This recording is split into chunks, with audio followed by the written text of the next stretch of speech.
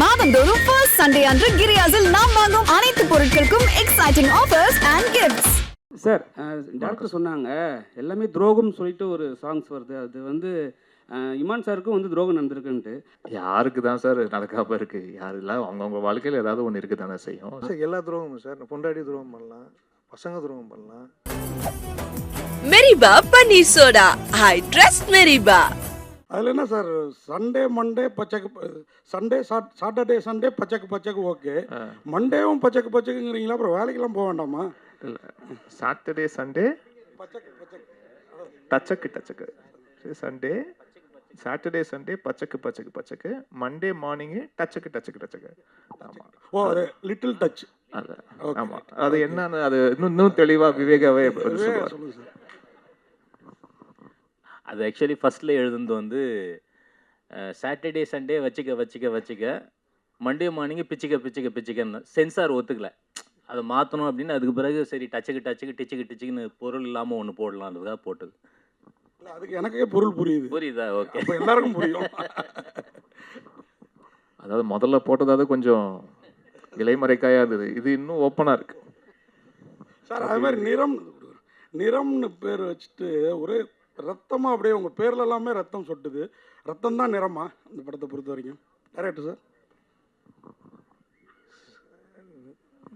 அவங்களோட நிறம், கேரக்டர்ஸோட நிறம், எல்லாரோட நிறமும் அது ரத்தத்துலேயும் கலந்து இருக்கு. அந்த மாதிரி தான் இருக்கும். அதே மாதிரி பச்சோந்தி மனிதர்கள், அந்த கான்செப்ட் ரொம்ப பிரமாதமாக இருக்குது. எல்லா மனுஷங்களாரையும் ஒரு பச்சோந்தி தனம் இருக்குது. அது இன்னைக்கு இருக்கிற அரசியலுக்கு ரொம்ப பொருத்தமாக இருக்குது. அதை கரெக்டாக ஃபீல் பண்ணியிருக்கீங்க. வெறும் கிளாமர், வெறும் இது மட்டும் இல்லாமல் அரசியலையும் உள்ளே கொண்டு வந்திருக்கீங்க. அது இந்த டயலாக்லேயும் வருது, பார்த்தேன். வாழ்த்துக்கள் சார். இன்றைக்கி இருக்கிற ட்ரெண்டுக்கு கரெக்டாக செட் ஆகும் சார். இது சார், இந்த நிறம்னு சொன்னீங்க, துரோகத்தின் இதில் தான் நிறம்னீங்க. இந்த அரசியல் துரோகமா, காதல் துரோகமா? சார் எல்லா துரோகமும் சார். பொண்டாடி துரோகம் பண்ணலாம், பசங்க துரோகம் பண்ணலாம், நீங்கள் துரோகம் பண்ணலாம், ஃப்ரெண்ட்ஸு துரோகம் பண்ணலாம், எல்லா துரோகம் பார்க்கணும் சார். அதில் உங்களுக்கு நடந்த உண்மை கதைன்னு சொல்கிறது? எனக்கு நடந்ததில்ல சார். நம்ம இந்தியாவில் நடக்கிற எல்லா நடந்தையும் எடுத்து பார்த்ததில் அதில் வந்தது இது. Okay sir. விவேகா சார், உங்கள் பாட்டில் ஒரு பாட்டில் வந்து லைட் ஆஃப்னா எல்லா விளக்கமாறும் ஒன்று தான் நீங்கள். இதில் பச்சை இது பர்பஸாக வச்சதா அல்லது உண்மையாக சொல்லுங்கள். இப்போ இந்த படத்தில் இந்த நூதன அந்த மெலடி சாங் கொடுத்து அதில் நான் எழுதியிருப்பேனா? நிச்சயம் இருக்கு. இது ஒரு கேளிக்கை பாடல் அப்படிங்கிறதுனால அந்த கேளிக்கை பாடலுக்குரிய நியாயத்தை செய்யணுங்கிறதுக்காக அதை எழுதுறது தான். திருப்தியாக செஞ்சுருக்கீங்க, வாழ்த்துக்கள். நன்றி சார். சார், பச்சக் அதெல்லாம் கரெக்டு தான். அதுக்கான நடிகை எப்படி தேர்வு செஞ்சீங்க? டான்ஸ் ஆனது பிரமாதமாக ஆடினாங்க. அது ஒரு புது சில்க் மாதிரி இருக்கு. இவ்வளோ விஷயத்தில் அதுதான் ரெஜிஸ்டர் ஆகிருக்கு சார். மெயின் ஹைலைட் அதான் படத்தில். கேளுங்க சார், நல்லா கேளுங்க சார், நல்லா கேளுங்க சார். சார், நீங்கள் டைரக்டர் தான் சொல்லுங்கள். ஏன்னா அந்த படத்து அந்த பாத்திரத்துக்கு அந்த பாட்டுக்கு செலக்ட் பண்ண ஆர்டிஸ்ட்டு இல்லை, நிறைய பேர் அவங்கள எங்கேருந்து பிடிச்சிங்க? அவங்க பேர் ஸ்னேகாதானா இல்லை புது சில்க் மாதிரி அறிமுகப்படுத்துறீங்களா?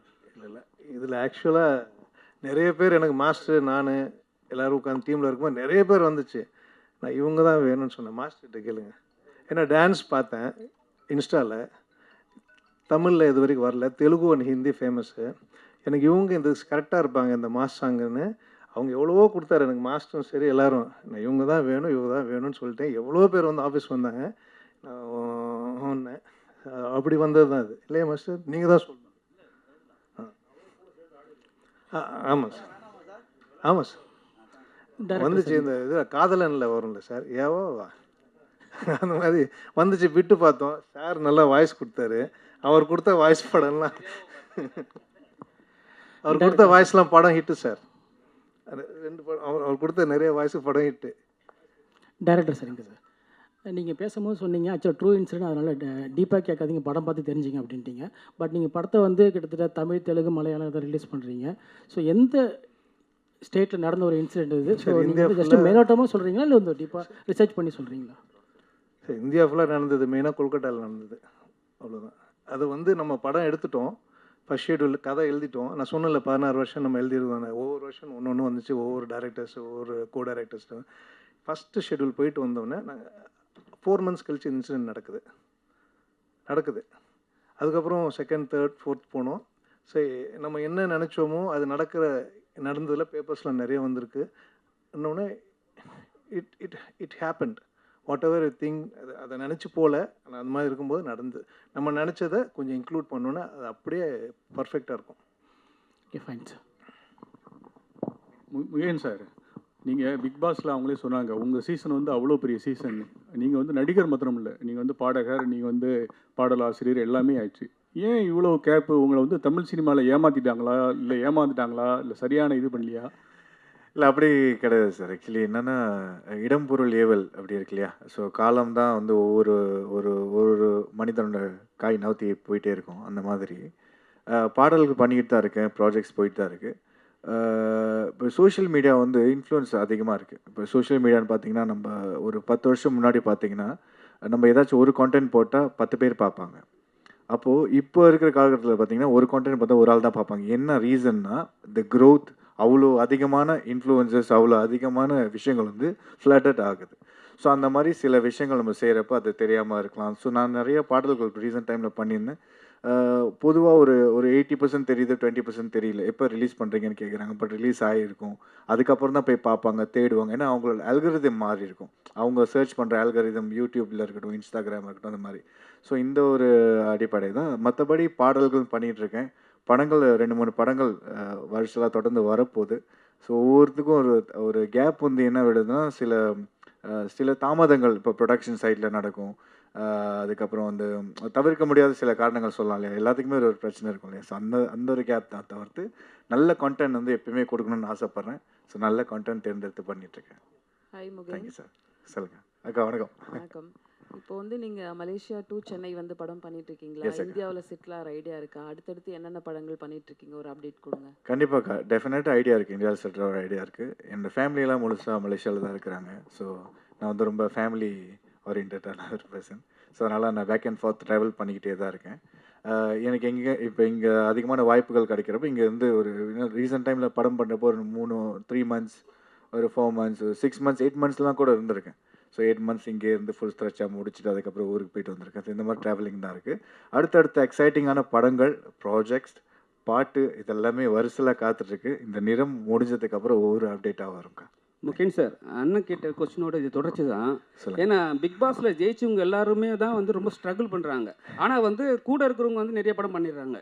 ஏன் நீங்கள் வந்து ஹீரோஸும் தான் பண்ணணும், இல்லை மற்ற வேறு கேரக்டர் பண்ணக்கூடாதுன்னு சொல்லிட்டு ஒரு பிளானில் இருக்கீங்களா? அப்படி கிடையாதுண்ணே. நல்ல கேள்வி. Thank you for asking. நான் இன்னைக்கு கூட பேசியிருந்தேன், எங்களுடைய டீமில் பேசியிருந்தேன்.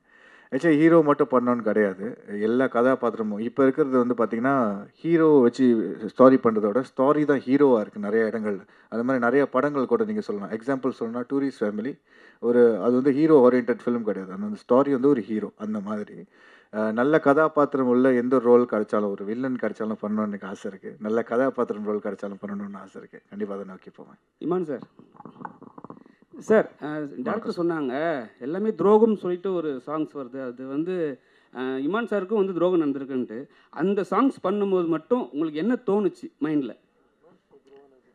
யாருக்கு தான் சார் நடக்காமல் இருக்குது? யாரெல்லாம் அவங்கவுங்க வாழ்க்கையில் ஏதாவது ஒன்று இருக்குது தானே செய்யும். ஸோ அது வந்து அந்த மாதிரி ஒரு வரி பாவிஜை போடும்போது இன்னும் ரிலேட்டபுளாக இருந்தது. அது வந்து எனக்கு மட்டும் இல்லை, அது கேட்குறவங்க யாராக இருந்தாலுமே அவங்கவுங்களோட வாழ்க்கையில் ஏதாவது ஒரு நிகழ்வு நடந்திருக்கும் இல்லையா. ஸோ அதை வச்சு பார்க்கும்போது ஓகே, ரொம்ப ரிலேட்டபுளாக இருக்குது. ஒன்றும் இல்லை, இப்போ அந்த வரியை பற்றி யாரும் ஒன்றும் நாங்கள் பேசிக்கவும் இல்லை, ஒன்றும் இல்லை. பட் அதே விஷயம் வந்து இயக்குனருக்கு, அவருக்கும் அது ரிலேட் ஆகிருக்கு, ப்ரொடியூசருக்கும் அது ரிலேட் ஆகிருக்குன்னும் போது அது ரொம்ப ஒரு காமன் ஃபேக்டராக இருக்குதுன்னு பார்க்கும்போது ஓகே. அப்போது ஏன்னா ஒரு கலை, அந்த படைப்பே சார் அது எத்தனை பேருக்கு அது ரிலேட் பண்ணுதுன்றதுதான விஷயம். அது ஒரு வரி, ஒரு பாடலுடைய வரி அது ரிலேட் பண்ணுதுன்னா சந்தோஷம் தானே. Pa Vijay sir, Mugen sir, Pa Vijay sir, Mugen sir, உங்களுக்கு ஒரே கொஸ்டின். பாவிஜய் சார் ஒரு நிமிஷம். Sorry sir, Viveka sir, sorry Viveka sir சொல்லுங்க.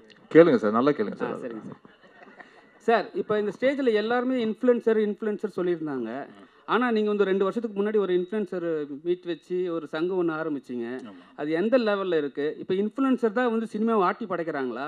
ஆனால் வந்து நீங்கள் சொல்லும் போது என்ன சொன்னீங்க, நாங்கள் ஒரு குரூப்பாக ஃபார்ம் பண்ணி அவங்கள நீட்டாக பண்ணுவோம் நீங்கள். ஆனால் இப்போ இன்ஃப்ளூயன்ஸ் கிட்ட போகும்போது எல்லாமே பணம் கேட்குறாங்க, அதிக லெவலில் காசு கேட்குறாங்க, ஒரு சின்ன ரிவ்யூ கூட. அது நீங்கள் எப்படி பார்க்குறீங்க? இல்லை, இன்ஃப்ளூயன்சர்ஸ் அசோசியேஷன் வந்து south Indian social media influencers association அதனுடைய பிரசிடெண்ட்டாக இருந்து நான் ஆரம்பித்து ஏறக்குறைய 5 நிகழ்வுகள் நடத்திட்டோம். நேற்று முன்தினம் கூட தருமபுரியில் மிகப்பெரிய 2ஆம் ஆண்டு தொடக்க விழா நிகழ்வு, விருது வழங்கும் நிகழ்வு நடந்தது. அது ரொம்ப நல்லா போயிட்டுருக்கு. தனிப்பட்ட இன்ஃப்ளூயன்சர்ஸ் என்ன பண்ணுறாங்கிறதுக்கு வந்து இன்ஃப்ளூயன்சர் சங்கம் வந்து பொறுப்பேற்காது. ஒட்டுமொத்தமாக எங்கள் சங்கத்தில் வந்து அது மிகச்சிறப்பாக நடந்துக்கிட்டு இருக்கு.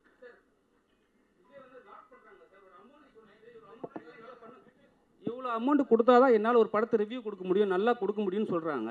ஆனால் வந்து அவங்கள போயிட்டு ஃபாலோ பண்ணுற ஆளுங்க வந்து போய் படம் பார்க்குறது கிடையாது, அவங்கள மட்டும் தான் ஃபாலோ பண்ணுறாங்க. சினிமாவில் இருக்கிறவங்களுக்கு வந்து படம் பார்க்குறவங்க போய் தேட்டர் போய் பார்க்குறாங்க. இல்லை, சங்கத்தின் மூலமாக வந்து நீங்கள் அணுகிறப்போ அதுக்கு நாங்கள் பொறுப்பேற்கலாம் ஒழிய தனிப்பட்ட சங்க உறுப்பினர்கள் செய்கிறதுக்கு நம்ம பொறுப்பேற்க. நீங்கள் ஒரு நடவடிக்கை எடுக்கலாம்ல, இது மாதிரி ஏமாத்துறவங்களை வந்து நீங்கள் பேன் பண்ணலாம். ஆமாம், நிச்சயமாக அதை செய்யலாம். சார் முகின் சார், அந்த பாடல் பற்றி தான் திருப்பி வரேன். அந்த பச்சைக்கு பச்சைக்கு டச்சக்கு பாட்டில் உங்களுக்கு வந்து பெரிய போர்ஷன் இல்லை, ஏதோ நீங்கள் கேட்டு வாங்கி ஆடின மாதிரி தெரிஞ்சுது.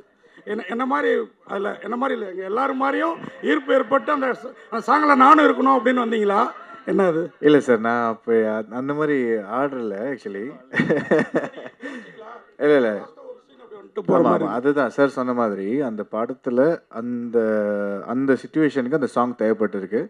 அது எதனால அந்த போலீஸ் பின்னாடி வராங்க இல்லையா, அதை ரிவீல் பண்ணியிருப்பாங்க போலீஸ் வராங்கன்னு. ஸோ அந்த அந்த கேரக்டர் வந்து இங்கே ட்ராவல் பண்ணணும், அங்கே போகணும், அந்த அந்த நீட் இருந்தனால தான் அந்த சீனில் வச்சுருந்தாங்க. நிதின் சத்யா, ஒரு நிமிஷம். நீங்கள் ஒரு நல்ல நடிகர், உங்கள் பாண்டியராஜனுக்கு அப்புறம் அந்த விழியாலேயே நடிக்கக்கூடிய ஒரு மனிதர். நீங்கள் இடையில பெரிய பிரேக், நீங்கள் அவர் இப்போ முகின் மாதிரி தான் ஹீரோ வில்லன் எந்த கேரக்டர் வேணாலும் பண்ணுவீங்க. ரொம்ப நாளாக கேப் விட்டீங்களே, பர்சனலாக அம்மா அந்த மாதிரி சோகம் அந்த மாதிரி விஷயங்களா? இல்லை அப்படிலாம் இல்லை, ப்ரொடியூசர் வேறு இடையில ஆனீங்கல்ல, எல்லாமே என்னாச்சு? ஒரு 4 படம் ப்ரொடியூஸ் பண்ணேன். அதுக்கப்புறம் ஒரு பெரிய நிறுவனத்தில் வந்து ஹெட் ஆஃப் ஆப்ரேஷன்ஸாக இருந்தேன். இப்போ I am back into my production. அதான் முகின் சொன்ன மாதிரி இடம் பொருள் ஏவல் நல்ல படம், ஒரு தரமான படம், அதில் ஒரு நல்ல கேரக்டர், அதுதான் இனிமேல் குவாலிட்டி தான் பார்க்கணும். குவான்டிட்டி பார்க்குறது வந்து எனக்கு பெரிய உடன்பாடு இல்லைன்னு தான் நான் ஃபீல் பண்ணுறேன். இனிமேல் இந்த கேப் இல்லாமல் நான் பார்த்துக்கிறேன் கண்டிப்பாக. இயக்குனர் சார், அதாவது இந்தியாவில் வந்து தொடர்ந்து வந்து பாலியல் குற்றங்கள் வந்து பெண்களுக்கு எதிராக அதிகமாக நடந்துக்கிட்டு இருக்கு. நீங்கள் வந்து இந்த பாலியல் குற்றத்தை வந்து இந்த படத்தில் மையப்படுத்தி எடுத்திருக்கீங்களா, இல்லை வேற ஏதாவது இன்ஸ்டன்ட்? ஓகே சார், இது உண்மை சம்பவத்தை தழுவி உண்மை சம்பவமாக ஆயிருக்கு. ஓகே சார், இது இருந்திருக்கு, வந்திருக்கு. அதுவும் இல்லாமல் இதுக்கு முன்னாடி வந்ததெல்லாம் ஒட்டியே வரும். இது ரொம்ப ஒட்டினது வந்து இப்போ ரீசெண்டாக வந்தது. Okay sir. Imman sir, sir இந்த தேசிய அவார்டு வந்து தொடர்ந்து வந்து நல்ல படங்களுக்கு தான் வந்து தொடர்ந்து கொடுத்துக்கிட்டு இருக்காங்க. இந்த வருஷம் பயங்கர சர்ச்சையாயிருக்கு. இப்போ வந்து நீங்கள் இந்த மாமா வாரியா வா மச்சு வாரியான்னு இந்த பாட்டு போடுறீங்க. இந்த வருஷத்துக்கான தேசிய அவார்டு வந்து 2027 உங்களுக்கு கிடைக்குமா? அப்படி கிடைச்சா நீங்கள் ஏற்றுப்பீங்களா அந்த பாட்டுக்கு? ஏன்னா வந்து நிறைய சர்ச்சையாயிருக்கு சார். அதான் சொல்கிறேன், இந்த பாட்டுக்கு அந்த பாட்டுக்கெல்லாம் தாண்டி ஒரு தேசிய அளவில் நம்மளுடைய மாநிலத்துக்கு ஒரு அங்கீகாரம் கிடைக்குதுன்னா அது நம்ம ஒட்டுமொத்த தமிழர்களுடைய வெற்றியாக தான் சார் அதை நம்ம பார்க்க முடியும், அவ்வளோதான். ஸோ அது வந்து அதான் சொல்கிறேன்னா, எப்போவுமே ஒரு வெற்றி அந்த படைப்புக்கு உண்டான வெற்றியா அப்படின்னு பார்த்தீங்கன்னா சில நேரங்கள் அது வந்து கரெக்டு ஆமான்னு சொல்லுவாங்க, சில நேரம் இல்லைங்க அதுக்கெல்லாம் அவ்வளோ தகுதியெல்லாம் கிடையாதுங்க அப்படின்னு சொல்லுவாங்க. பட் நான் எப்போவுமே அதை எப்படி பார்க்குறேன்னா, ஒருத்தருடைய ட்ராவல், அவங்க எங்கேருந்து வந்திருக்காங்க, அவங்க என்னவா இருந்திருக்காங்க, இதே துறையில் எத்தனை ஆண்டு காலமாக அவங்க அது வந்து ரொம்ப அந்த இடத்தை தக்க வைப்பதற்குண்டான உழைப்பை எவ்வளோ போட்டிருக்காங்க, அதெல்லாம் சேர்ந்து ஒரு அதுக்குண்டான முத்தாய்ப்பாக வந்து ஒரு விஷயம் ஒன்று நடக்கும், ஒவ்வொருத்தருடைய வாழ்க்கையில் வந்து நடக்கும். அது அவங்க கொடுக்கப்படுற விருது வந்து அதுக்கு தகுதியானதா இல்லையான்னு பார்த்தீங்கன்னா அதுக்கு வந்து மாற்று கருத்து இருந்துக்கிட்டே இருக்கும். அது எல்லாரோட விமர்சனத்துக்கு உள்ளான ஒரு விஷயம்தான். பட் அதை தாண்டி ஒரு நபருக்கு, அதுவும் நம்மளுடைய தமிழ்நாட்டில் சேர்ந்த ஒருத்தருக்கு அது கிடைக்கிது அப்படின்னு நினச்சி பார்க்கும்போது அப்படி தான் நம்ம சந்தோஷப்பட்டுக்கணுமே ஒழிய, ஓகே நம்ம தேசிய விருது அளவுக்கு நம்மளுடைய தமிழருக்கோ இல்லாட்டி இங்கிருந்து நம்ம திரைத்துறையில் தமிழராக இருக்கிறாங்களோ இல்லையோ, பட் இந்த திரைத்துறையில் நம்ம தமிழ் திரைத்துறையில் இருந்து ஒரு சாதனை பண்ணுறாங்க, அந்த சாதனையாளருக்கு ஒரு விருது வழங்கப்படுதுன்னா அது நம்ம மாநிலத்தோடைய ஒரு ப்ரைடாக பார்த்துட்டு போகணுன்னு தான் நினைக்கிறேன், அவ்வளோதான். அதை தாண்டி இது தகுதியானதா இல்லையா அப்படின்ற அந்த ஆய்வுக்குள்ளே போவானான்னு நினைக்கிறேன் நான். நிதின் சார், நிதின் சார், உங்கள் காஸ்டியூம் பார்த்தீங்கன்னா வேறு மாதிரி இருக்குது. சரி, அது ஏதோ ஒரு கோட் சொல்கிற மாதிரி இருக்குது. இப்போ வந்து ஒரு பெரிய நிறுவனத்துலேருந்து வெளியே வந்து தனியாக படம் பண்ணுறீங்க, அப்புறம் வந்து அந்த கட்சியில் எதாவது போகிற பிளான் எதாவது இருக்கா? இப்போதைக்கு அரசியல் பிளான்லாம் எதுவுமே இல்லை. இந்த back into acting, back into production, அதுதான் இப்போதைக்கு பிளான். இமான் சார், நீங்கள் நேஷ்னல் அவார்டு பேசினால கேட்குறோம். நேஷ்னல் அவார்டு ஜூரி மேலேயே நிறைய குற்றச்சாட்டு வருது. அவங்க வந்து நம்மளுக்காக உரிமையாக போராடி வாங்கியிருக்கணும், மலையாளத்துலேயோ பெங்காலியோ பேசி வாங்குறாங்க, நம்மளுக்கு வாங்கலை. தகுதியான படம் நிறைய படம் இந்த வருஷமே வந்து அவ்வளோ உள்ள படங்களுக்கு வந்து கிடைக்கல, தகுதி இருக்கோ இல்லையோ சில சிபாரிசில் வாங்குறாங்க அப்படிங்காங்க. நீங்கள் நேஷ்னல் அவார்டுங்கனால உங்கள் அது கருத்தை பற்றி? அது வந்து ஆக்சுவலாக ஒருத்தர் எடுக்கிற முடிவு கிடையாது சார். நம்ம இங்கிருந்து பார்க்கும்போது நம்ம மாநிலத்துக்கு இதை கிடச்சிருக்கலாமே, இதை பண்ணியிருக்கலாமே, இங்கே இருக்கிறவர்கள் இதை சொல்லியிருக்கலாமே, இதுக்காக வந்து போராடி வாங்கியிருக்கலாமே, அதெல்லாம் நம்மளுடைய கேள்விகள் இருக்கும். பட் அந்த ஜூரியில் இருக்கும்போது வெறும் நம்ம அது வந்து தமிழுக்கு உண்டான குரலாக மட்டும் இருக்காது. அது ஒவ்வொரு மாநிலத்துலேயும் அவங்களுடைய படங்களும் திரைப்படங்களும் ப்ளஸ் என்ன திரைப்படங்கள் இங்கே நம்ம அனுப்பப்படுது. இப்போது வந்து ஒவ்வொரு அவார்டுக்கு விஷயத்துக்கும் வந்து அந்த திரைப்படம் முதல்ல அதுக்காக முறைப்படி அனுப்பப்பட்டிருக்கா, அவங்க அதை பார்க்குறாங்களா, அவங்களுக்கு வந்து அது வந்து காட்சி அளிக்கப்பட்டிருக்கா, அவங்க முறைப்படி அதை வந்து ஃபார்வர்ட் பண்ணியிருக்காங்க. நிறைய படங்கள் தகுதியான படங்கள் இருக்கும், பட் அந்த கமிட்டிக்குள்ளேயே போயிருக்காது, அந்த கமிட்டிக்குள்ளே ஸ்க்ரீனிங்குள்ளேயே போயிருக்காது. அப்போ எப்படி வந்து அவார்டு நீங்கள் எதிர்பார்க்க முடியும்? இதெல்லாம் விஷயங்கள் இருக்குது. ஸோ ப்ளஸ் அங்கே ஸ்க்ரீன் பண்ண படங்கள் தாண்டி அங்கே ஒவ்வொரு மாநிலத்துக்கு உண்டான அந்த ஜூரி, அதை தாண்டி அந்த ஜூரிஸ் எல்லாருமே கலந்து பேசி ஒரு முடிவு எடுக்கிறதுன்னு இருக்கு இல்லையா? இதில் வந்து பல ஸ்டேஜஸ் இருக்குது. ஸோ அதனால் வெறும் நம்ம இங்கே தமிழை சார்ந்து இங்கே இருக்கிற ஜூரி மெம்பர்ஸை மட்டுமே ஏன்னு கேள்வி கேட்குறதோ குற்றம் சொல்கிறதோ அது வந்து சரியாக இருக்காதுன்னு என்னுடைய அபிப்பிராயம் சார். ஹீரோயின் மேடம், ஹீரோயின் இங்கே சினிமாவில் மொத்தமாக பார்த்தீங்கன்னா இந்தியா ஃபுல்லாகவே நிறம் அப்படின்றது ரொம்ப முக்கியமாக இருக்குது. அதில் பார்த்தீங்கன்னா ஒயிட்டை மட்டும்தான் நல்லா தேர்ந்தெடுப்பாங்க, பிரைட்டாக இருக்காங்களா அழகாக இருக்காங்களான்னு. பிளாக் கொஞ்சம் இதுவாக இருந்தால் கூட அவங்க வந்து ரிஜெக்ட் பண்ணிவிடுவாங்க. ஸோ இதை எப்படி பார்க்குறீங்க? ஏன்னா சமீபத்தில் பிரியாமணி போயிட்டு பாலிவுட்டில் போய் அவங்களே சொல்லியிருக்காங்க, கருப்பாக இருக்கிறதுனால எங்களையே ஓரம் கட்டிட்டாங்க அப்படின்ற மாதிரி. ஸோ இதை எப்படி பார்க்குறீங்க? புரியலையே. அதாவது bright He's saying in India mostly all the films they only putting white females, fair females.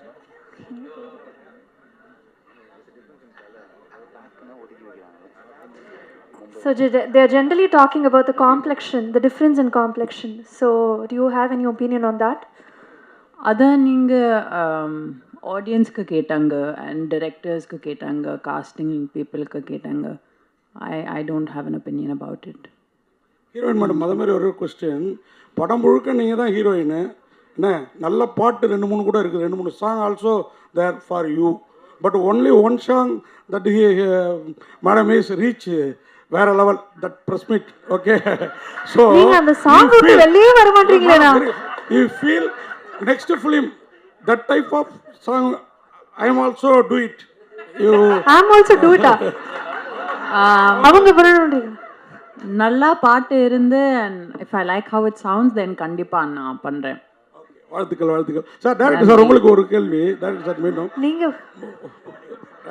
அநியாயமா பண்றீங்க. பாட்டு இல்லை அதுக்காக தான் அம்மா வீட்டில் அப்பாவுக்கு 90 வயசு கீழே வந்து மண்டை உடஞ்சிருச்சு. அவருக்கு போய் காஃபி வாங்கி கொடுத்துட்டு பாட்டெல்லாம் பார்த்துட்டு போய் திருப்பி கேள்வி கேட்க. அப்ப படம் பார்க்கறதுக்கு ஆர்வமா இல்லை? அந்த பாட்டு அந்த படம் அதுக்காக தான் கொஸ்டின் திரும்பி வந்து second trip. Sir director sir, அதாவது அண்ணன் தம்பி துரோகம், அரசியல்வாதி துரோகம், பொண்டாட்டி துரோகம்னு அப்படிலாம் இருக்கும், அதில் தான் ஒன்று அப்படின்னீங்க. பொண்டாட்டிகளுக்கு நாமெல்லாம் பண்ணுற துரோகம் இருக்குல்ல, அதுவும் இருக்கா? அது இதில் வரல சார், பொதுவாக சொன்னது சார். இது துரோகம்னா அந்த துரோகம் இல்லை சார். நம்ம அவங்களை கவனிக்காமல் இருக்கோம்ல, வீட்டு வேலை பண்ணிட்டு எந்த லேடிஸையும் மதிக்கிறது இல்லை, வீட்டு வேலை பண்ணிட்டு, அதுவே துரோகம் தானே சார். வெளியில் இருக்க உலகமே ஒன்றுன்னு பார்த்துட்டு வீட்டில் உழைக்கிறவங்க விட்டுட்றோம்ல, அந்த துரோகத்தை சொன்னேன், வேற எந்த துரோகம் இல்லை. நன்றி sir. Meriba Panneer soda, I trust Meriba. மாதந்தோறும் ஃபர்ஸ்ட் சண்டே அன்று கிரியாஸில் நாம் வாங்கும் அனைத்து பொருட்களுக்கும் எக்ஸைட்டிங் ஆஃபர்ஸ் அண்ட் கிஃப்ட்ஸ்.